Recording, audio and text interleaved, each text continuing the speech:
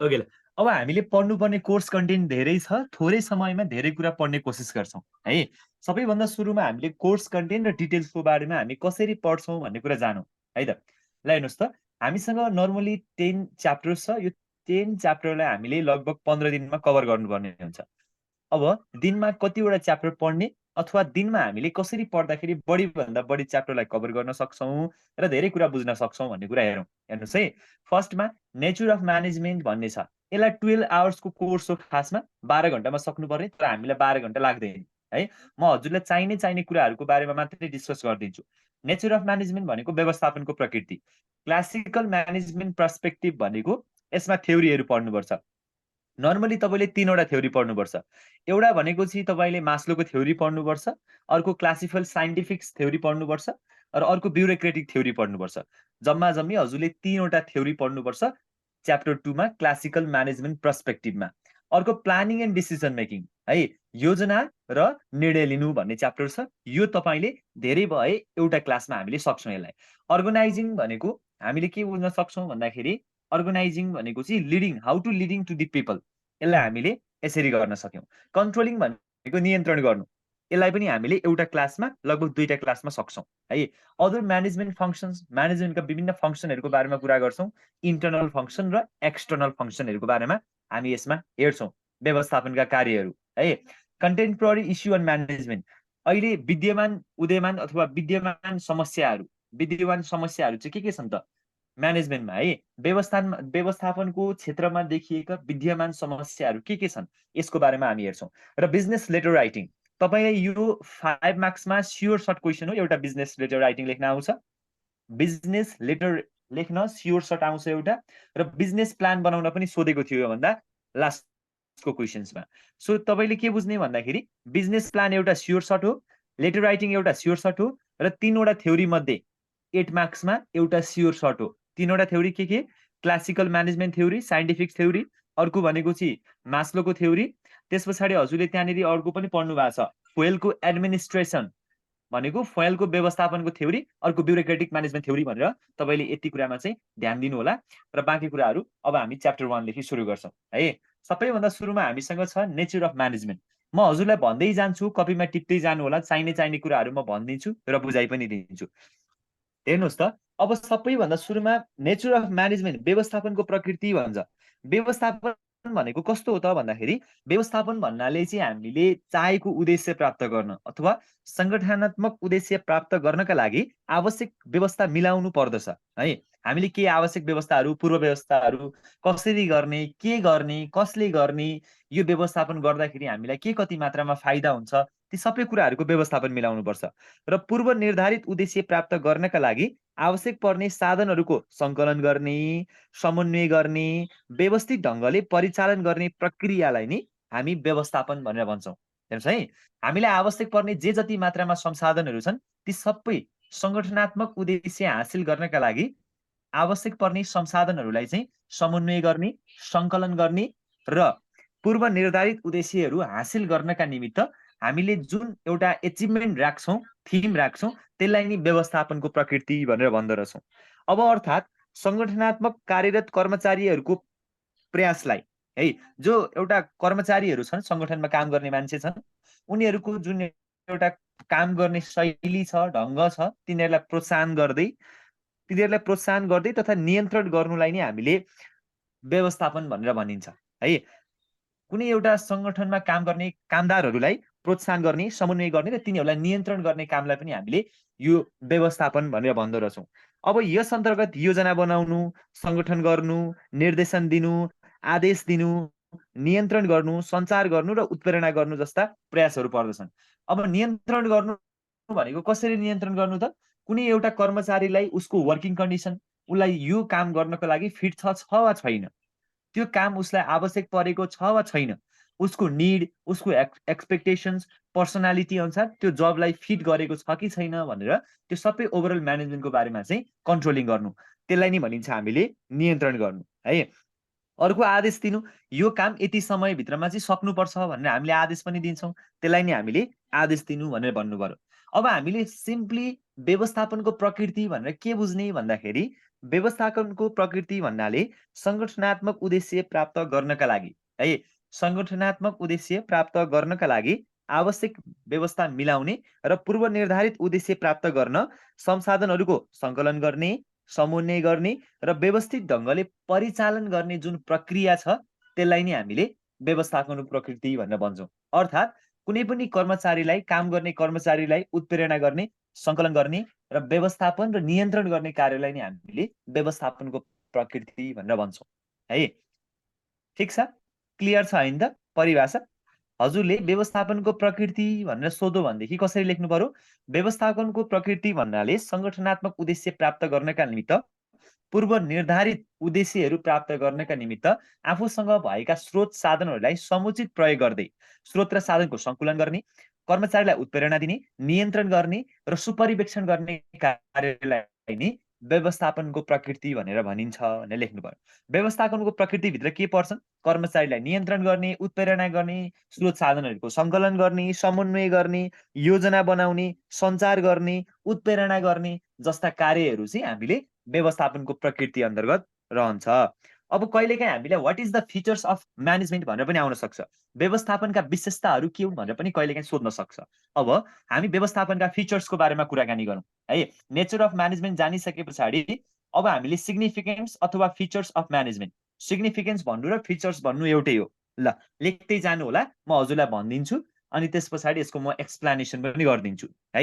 सबैभन्दा सुरुमा हामीसँग छ एचिभिङ ग्रुप गोल्स। यसलाई हामीले भन्छौँ लक्ष्यमुखी हुन्छ। 1 नम्बरमा लेख्ने लक्ष्यमुखी। 2 नम्बरमा सर्वव्यापी क्रियाकलाप हुन्छ। यो एउटासँग मात्रै रहँदैन, मल्टिनेसनल विश्वभरि नै रहन्छ। त्यस कारणले गर्दा यो चाहिँ हाम्रो लागि सर्वव्यापी क्रियाकलाप हो भनेर बुझ्नु पर्यो। अर्को सामूहिक कार्य है। एचिभिङ द ग्रुप गोल्स भनेको चाहिँ सामूहिक कार्य, यो कोलाबोरेसनमा हुन्छ, कोअर्डिनेसनमा हुन्छ है। यो 2 या 2 भन्दा बढी व्यक्तिहरू मिलेर चाहिँ हामीले व्यवस्थापन गर्नुपर्ने हुन्छ। अर्को विशिष्ट प्रक्रिया।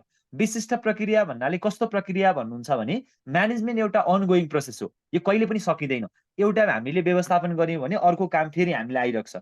त्यस कारणले गर्दा जहिले पनि म्यानेजमेन्ट गर्दाखेरि व्यवस्थापन गर्दा हामीले ध्यान पुर्याएर मात्र गर्नुपर्छ। त्यस कारणले गर्दा यो विशिष्ट प्रक्रिया हो भनेर भन्नु पर्यो है। यो गतिशील हुन्छ, डाइनामिक हुन्छ है। क्रिएट द डाइनामिक अर्गनाइजेसन भनेको यो गतिशील हुन्छ, चलायमान हुन्छ।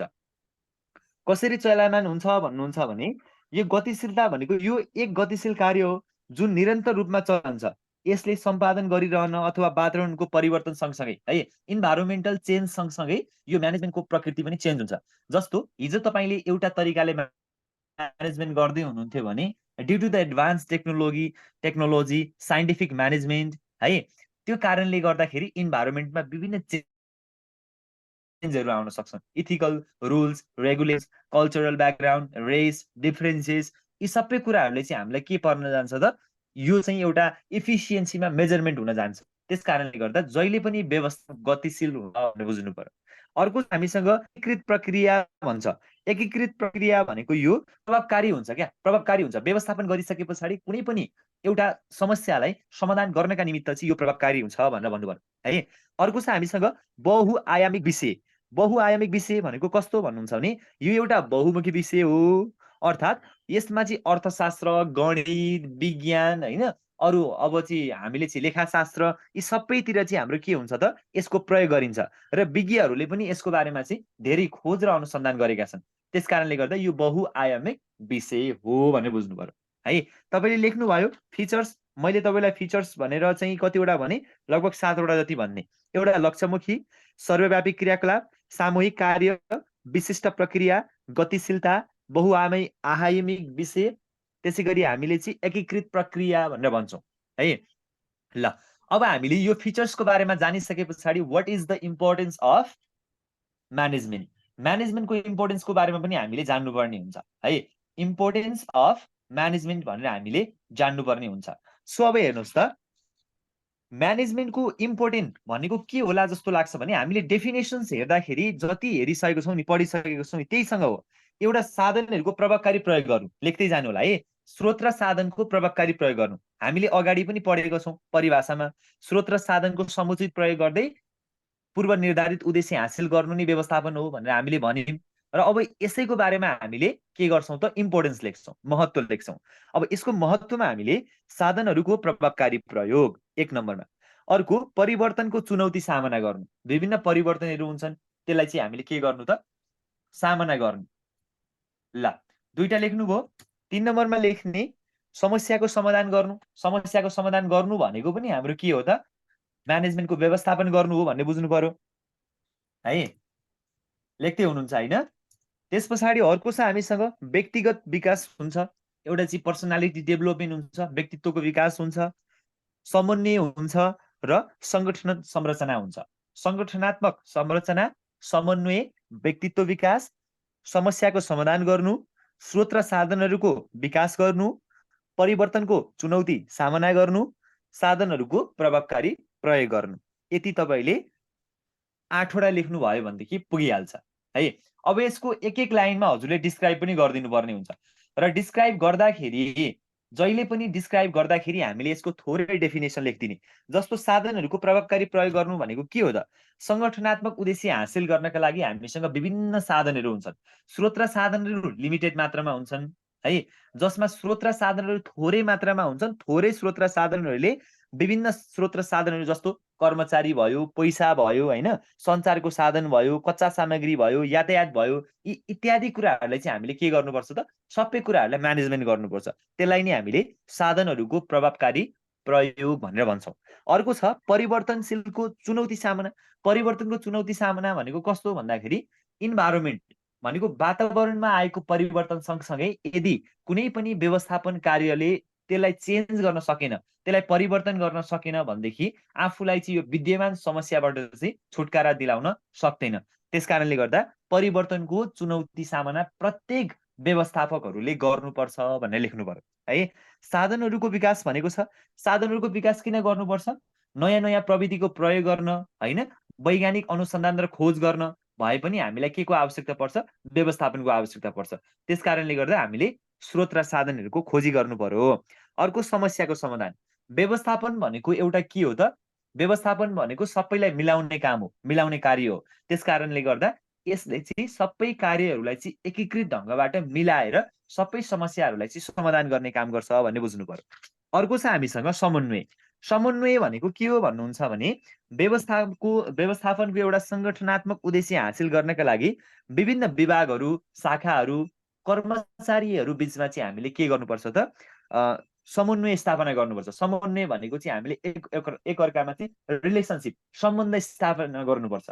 त्यो सम्बन्धले चाहिँ के गर्छ भन्दाखेरि हामीलाई भोलि त्यो आएका विद्यमान चुनौतीहरू, विद्यमान समस्याहरूको बारेमा चाहिँ डटेर अगाडि बढ्नका लागि समाधान गर्छ र सहयोग गर्छ भन्ने बुझ्नु पर्यो।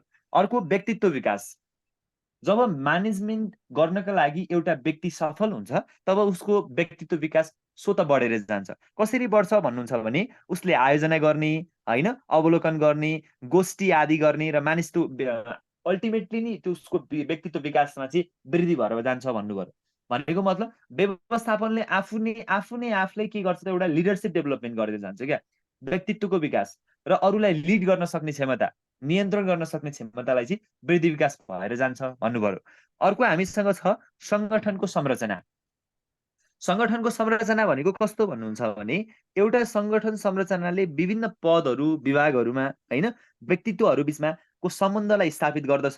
यसले चाहिँ संगठन बिचको दूरीलाई कम गरी संगठनमा कार्यरत कर्मचारीहरूमा चाहिँ एक आपसमा सहयोगको भावना जागृत गर्ने काम गर्दछ। त्यसकारणले गर्दा संगठन संरचना पनि व्यवस्थापनको एउटा महत्त्वपूर्ण पक्ष हो भनेर भन्नु पर्यो। ल अब अर्को छ, यो चाहिँ धेरै सोधिरहेको छ। अर्को छ हाम्रो हेडिङ व्यवस्थापन कला, विज्ञान र पेसाका रूपमा भनेर भन्नु पर्यो है। Management and art, a science and a professions. ल अब हजुरले के लेख्नु पर्यो भन्दाखेरि म्यानेजमेन्ट चाहिँ के को रूपमा हुन्छ अरे? Management and art and science भनेको छ है त। Art science as a professions, science as a professions. ल म भनिदिन्छु यसलाई थोरै, तपाईँले लेख्दै जाने है। ल हेर्नुहोस् त, व्यवस्थापन कला, विज्ञान र पेसाका रूपमा भनेको छ। व्यवस्थापन गर्नु भनेको चाहिँ कला पनि हो, विज्ञान पनि हो र अर्को के पनि हो? विद्यमान समस्याहरूको बारेमा चाहिँ त्यो चुनौतीहरूलाई हामीले हटाएर जानु पनि हो भन्नु बुझ्नु पर्यो है। व्यवस्थापन कला, विज्ञान र पेसाका रूपमा भनेको छ। ल अब म तपाईँलाई अलिकति लेखिदिन्छु, त्यो लेख्दै जाने है। ल लेख्दै जानुहोस् त। व्यवस्थापनलाई राम्ररी बुझ्न व्यवस्थापनलाई राम्ररी बुझ्न यसको प्रकृतिको बारेमा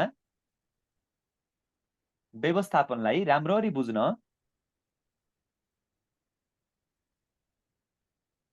व्यवस्थापनलाई राम्ररी बुझ्न भयो। यसको प्रकृतिको बारेमा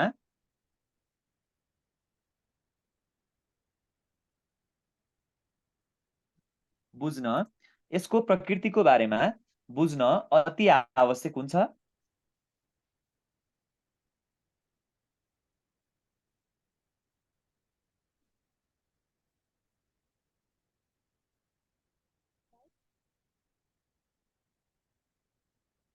अति आवश्यक हुन्छ। व्यवस्थापन एउटा निरन्तर रूपमा चलिरहने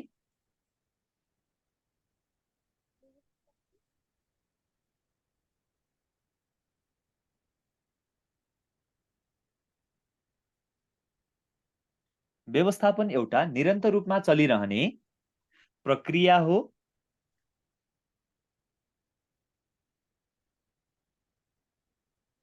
प्रक्रिया हो। यसले कुनै पनि कुरालाई सरल यसले कुनै पनि कुरालाई सरल, सहज तरिकाले प्रस्तुत गर्दछ। प्रस्तुत गर्दछ। लेख्दै हुनुहुन्छ हैन? गर्दछ। र व्यवस्थापनका सिद्धान्तहरूलाई र व्यवस्थापनका सिद्धान्तहरूलाई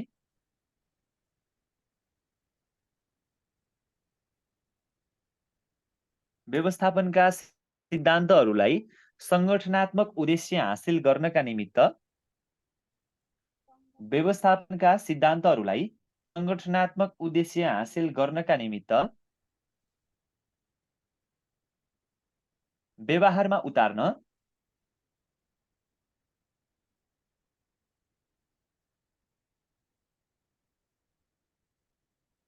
व्यवहारमा उतार्न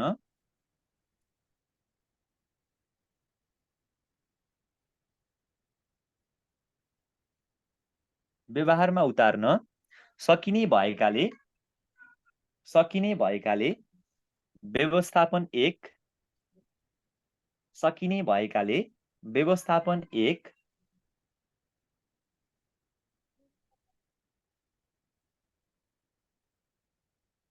विज्ञान हो।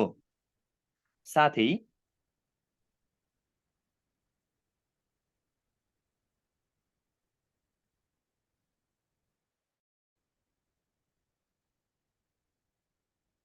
साथै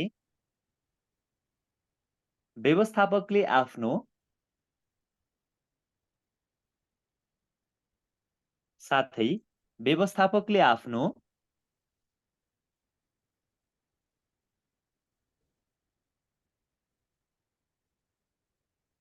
ज्ञान, सिप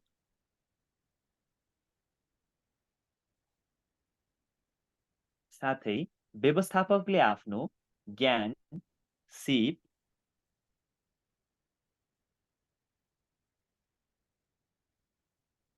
दक्षता, अनुभव, तालिम आदिको सहायताबाट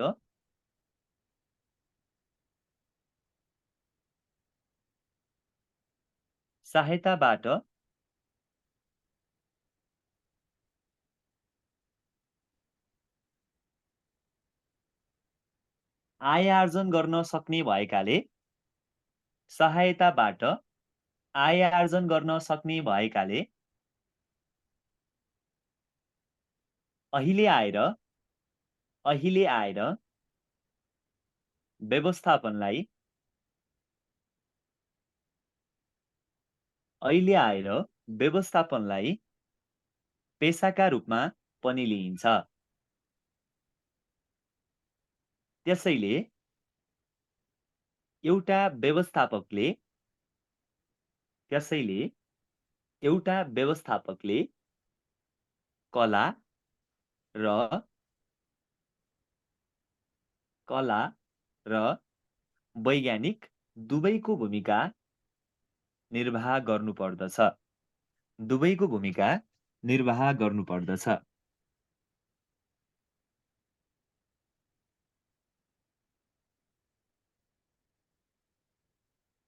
ल, यति लेखिसक्नुभयो?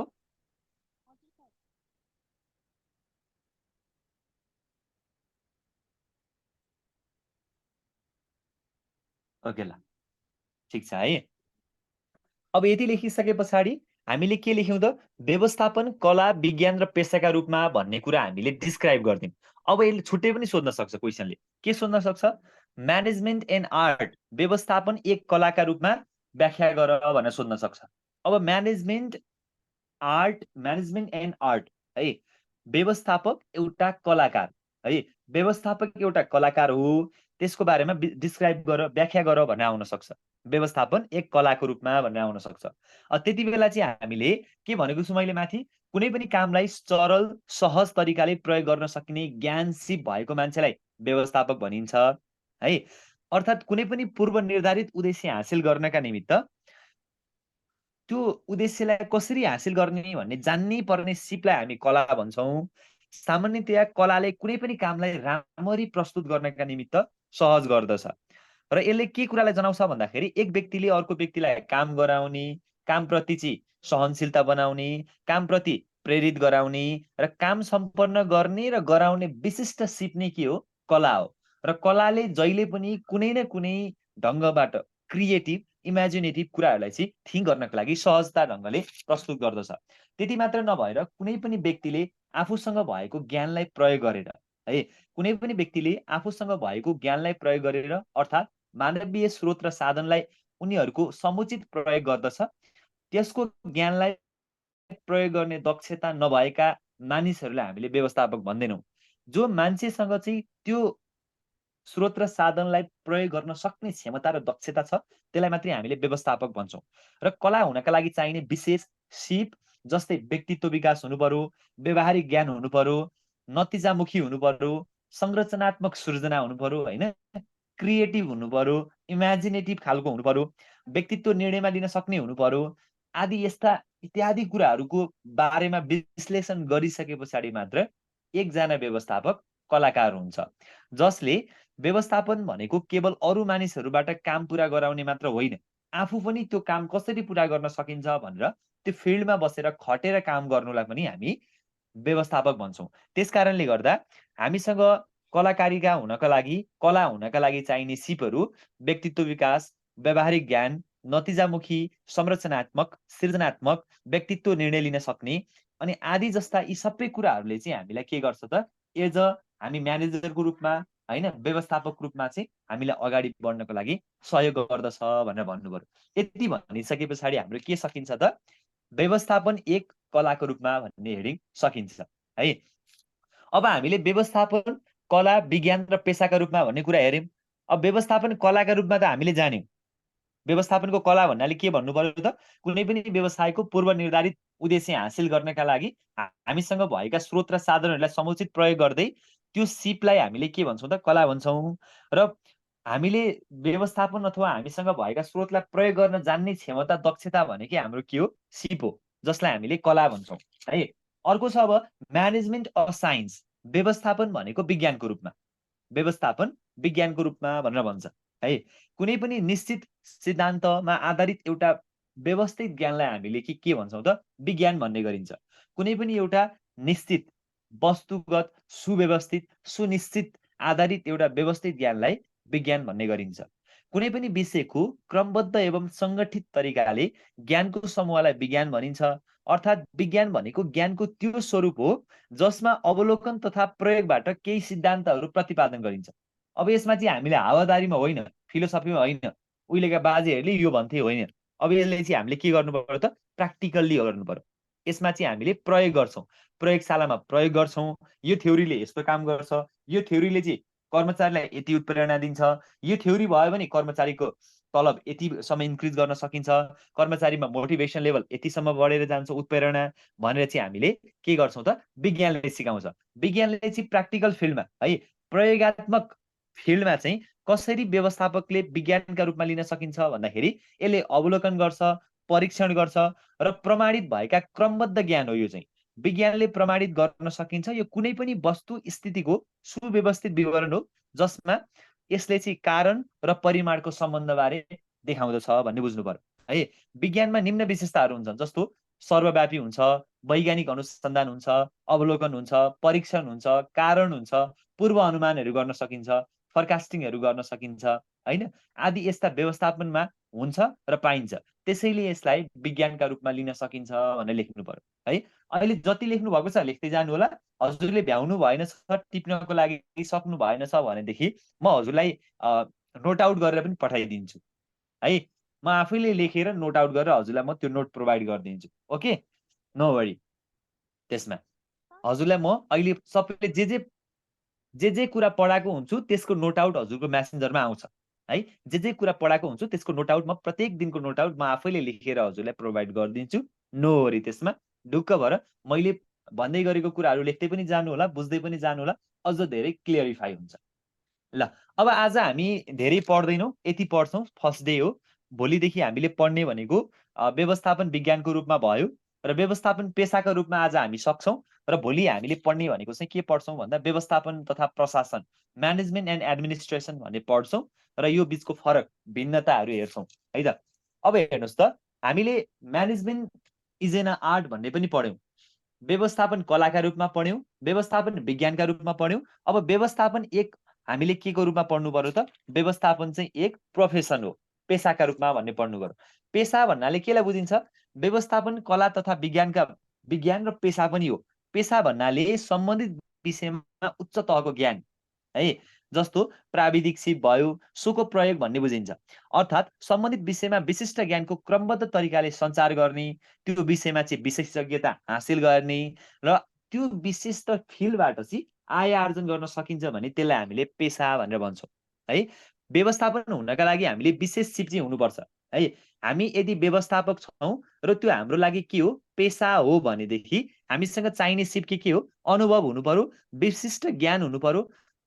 त्योमा नभएर जस्तो हामीले पेसालाई के लिन सक्छौँ, डाक्टर, वकिल, इन्जिनियर हैन, पाइलट, यी सबै भनेको के हुन्छ, एउटा पेसा हुन्। शिक्षक, यी सबै एउटा प्रोफेसन हो, पेसा हो, जसले जहिले पनि आय आर्जन गर्ने उद्देश्यले काम गरिरहेका हुन्छन् भन्ने बुझ्नु पर्यो।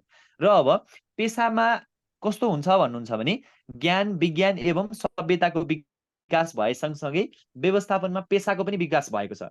यदि मान्छे पेसामा आबद्ध भएनन् भने उनीहरूले व्यवस्थापन राम्रो गर्न सक्दैनन्। यदि उनीहरूले केही आय आर्जन गर्न सकेनन् भने कर्मचारीमा मोटिभेसन लेभल घटेर जान्छ, जस कारणले गर्दा व्यवस्थापन फितलो हुने, चाहे जति हामीले व्यवस्थापनको अथवा सङ्गठनको उद्देश्य हासिल गर्न नसकिने है, योजना, नियन्त्रण, उत्प्रेरणा, सञ्चार जस्ता कार्यहरूमा चाहिँ फितलो भएर जाने। त्यसकारणले गर्दा यो योग्यता हासिल गर्नका लागि चाहिने न्यूनतम योग्यता वैज्ञानिक अनुसन्धान र खोजबाट प्रमाणित गरेर एउटा व्यवस्थापकमा पेसाको पनि हामीमा के चाहिन्छ त, गुण चाहिन्छ, तब मात्रै व्यवस्थापक हुन सक्दछ भनेर हामीले भन्नु पर्यो। र पेसामा चाहिने विभिन्न विशेषताहरू जस्तै विशिष्ट ज्ञान भयो, सिप भयो, ज्ञानको प्राप्ति भयो, उचित पारिश्रमिक भयो, सामाजिक उत्तरदायित्व भयो, पेसागत सङ्गठनको सदस्यता भयो, यी आदि इत्यादि कुराहरूलाई चाहिँ हामीले के गर्नुपर्छ त, विशेषताहरूमा चाहिँ हामीले विज्ञानमा पनि पाइन्छन्, कलामा पनि पाइन्छन् यी विशेषताहरू। यी विशेषताहरू भएपछि मात्रै एउटा व्यवस्थापकले पेसाका रूपमा त्यो कामलाई अघि बढाउन सक्छ भन्ने कुरा बुझ्नु पर्यो। ठिक छ? ल, अब यति बुझिसके पछाडि तपाईँलाई क्वेसन सोधो अरे, व्यवस्थापन भनेको के हो, व्यवस्थापनका विशेषताहरू लेख्नुहोस्, व्यवस्थापनका महत्त्व लेख्नुहोस्। हामीले व्यवस्थापन भनेको के हो पढ्यौँ, व्यवस्थापनका विशेषताको बारेमा लेख्यौँ, व्यवस्थापनका महत्त्वको बारेमा चर्चा गर्यौँ। त्यति मात्र नभएर व्यवस्थापन कला, विज्ञान र पेसाका रूपमा भनेर पढ्यौँ है। व्यवस्थापन कलाका रूपमा पढ्यौँ, व्यवस्थापन पेसाका रूपमा पढ्यौँ, व्यवस्थापन विज्ञानका रूपमा पढ्यौँ। अब यति तीनवटा पढ्नु भयो भने यतिबाट अहिले पढेकोबाट 5 मार्क्स स्योर एन्ड सर्ट हो। कि तपाईँलाई व्यवस्थापन कला भनेको के हो भनेर आउन सक्छ, व्यवस्थापन विज्ञानका रूपमा किन लिन्छ भनेर आउन सक्छ, व्यवस्थापन पेसाका रूपमा किन लिन्छ भनेर आउन सक्छ, व्हाट इज म्यानेजमेन्ट भनेर आउन सक्छ, right, features of management, what is the importance of management, यी आउन सक्छ है। अब तपाईँले यसलाई मनन गर्नु पर्यो, पढ्नु पर्यो है, बुझ्नु पर्यो। यति बुझिसके पछाडि अनि गाह्रो हुँदैन।